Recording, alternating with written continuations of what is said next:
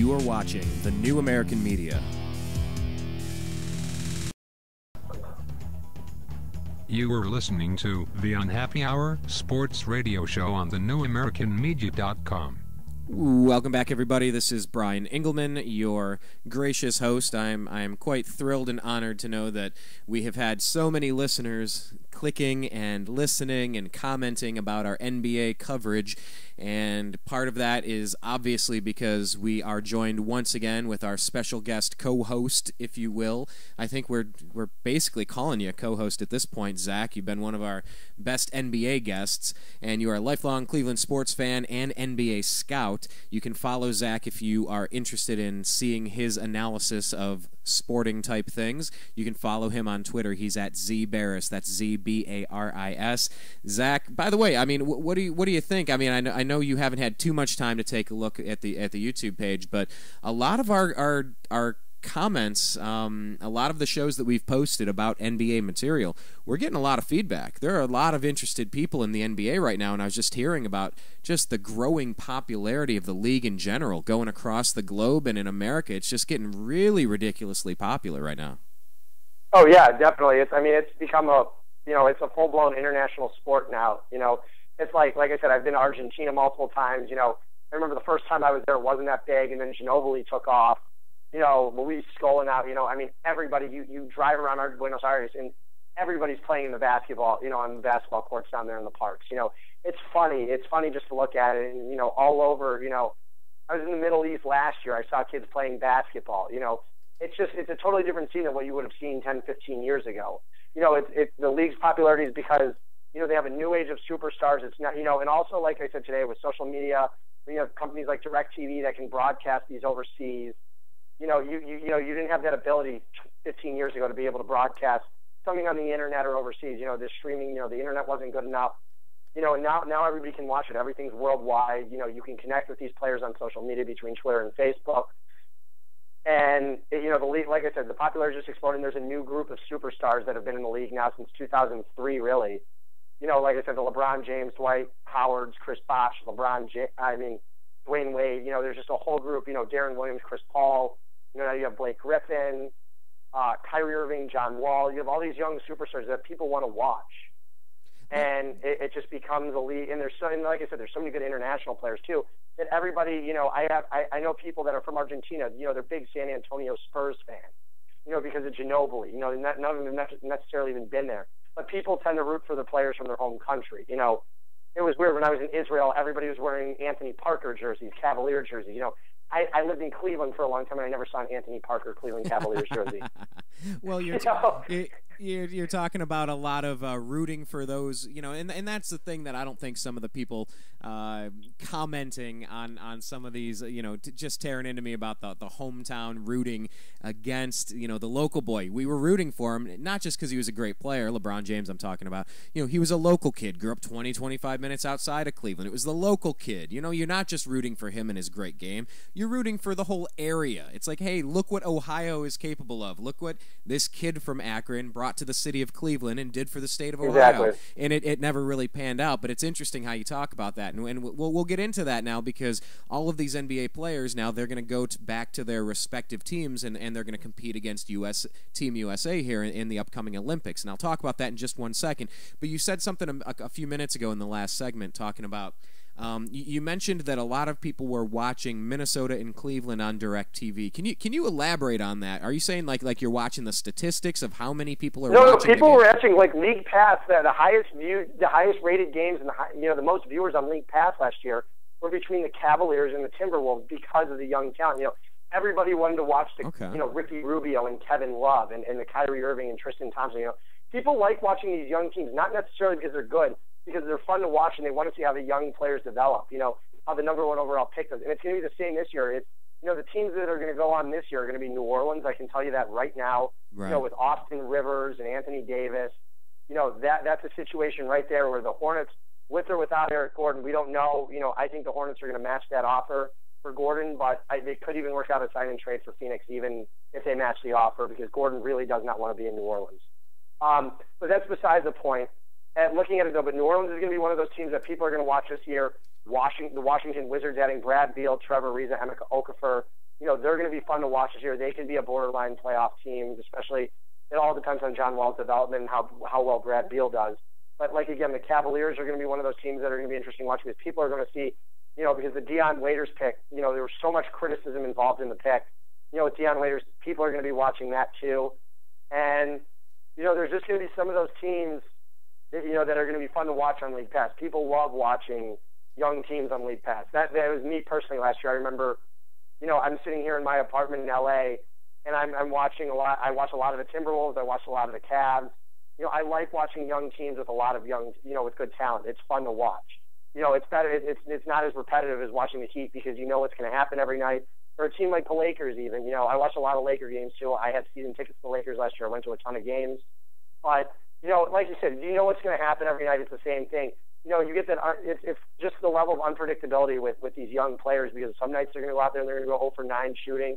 And then you're going to see another night where a rookie can put up 40 points a game. It's the excitement, and it's just that, you don't know this player, or you watch them in college for a couple of years, and suddenly they're exploding onto the scene in the NBA. But like I said, this year probably New Orleans and Washington are going to be the two teams to watch on League Pass this year, other than Cleveland and teams like Minnesota. Okay, last question about League Pass. When you say that they were the most highly rated, these are commonly known facts and statistics, or this is because you got handed something as a scout? No, when League Pass, when the NBA released it last year, the Cavaliers' viewership outside of Cleveland was incredibly high, especially same thing with Minnesota. The Timberwolves' viewership last year was incredibly high too on League Pass. They have numbers for those things. Okay. And the ratings were incredibly high. And I can tell you this year, like I said, I'm going to have League Pass, especially, I have to live in 2 cities this upcoming year. I'm going to be living multi-city.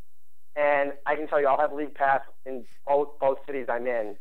And I can tell you right now that I will definitely be watching a lot of New Orleans Hornet basketball this year.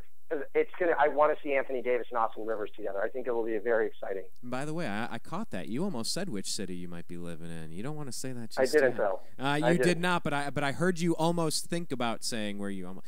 But we won't talk about that just yet. We'll get to that later. Let's talk about Anthony Davis then. Let's transition here because ankle injury, Team USA, they're saying he's not going to play. What's the update there? What's going on with Anthony? He was taking shots today around the Mac Center, UNLV.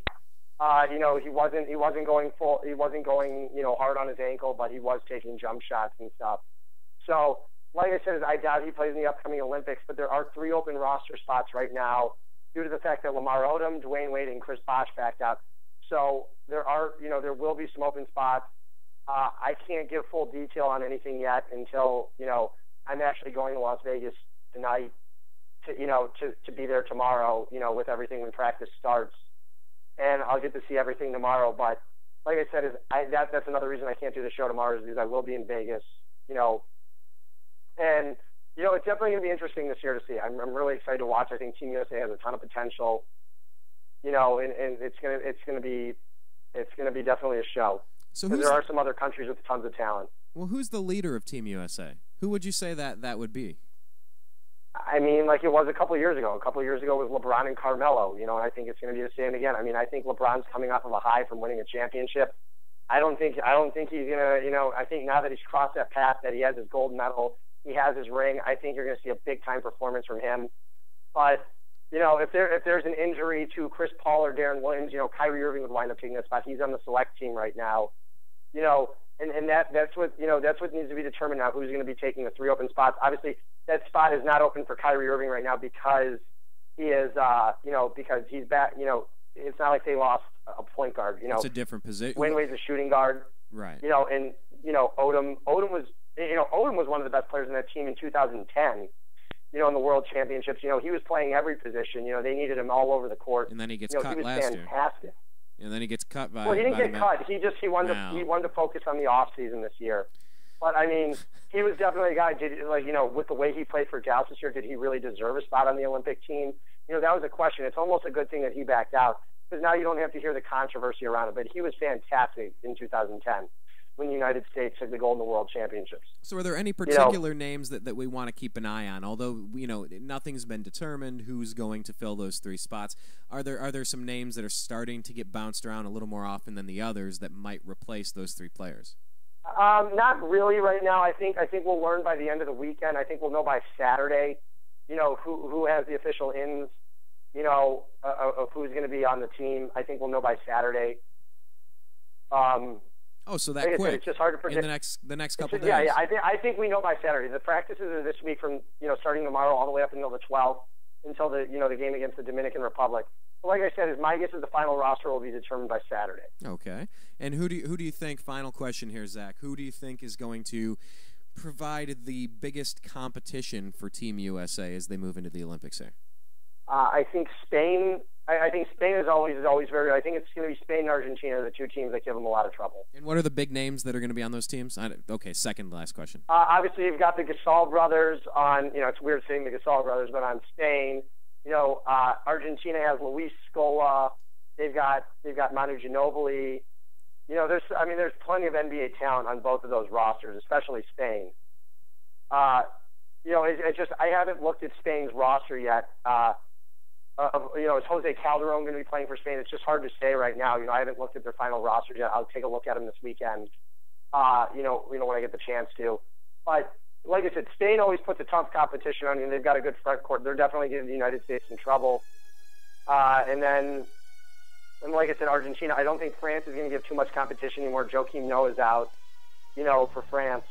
As far as I know, as of today, I don't think he's playing. So you can limit that down a little bit. But it's going to be, I think the Olympics are going to be fun to watch. There's a lot of talent in a lot of countries right now. So it's going to be an exciting Olympics. I'll tell you that.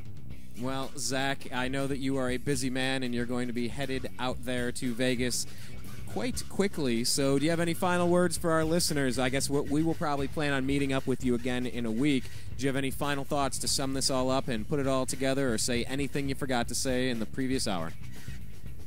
No, I want to just thank you again for having me on. I hope next week we can actually discuss the Phoenix Suns. After July 11th, we'll actually know where all these players are headed. Like the Aaron,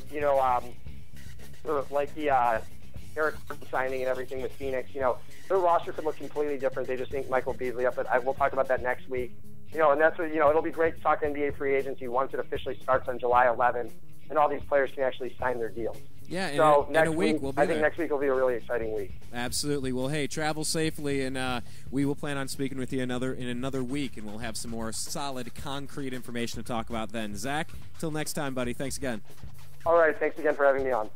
That was NBA scout and lifelong Cleveland sports fan Zak Baris. Zach is a busy man going to check out Team USA.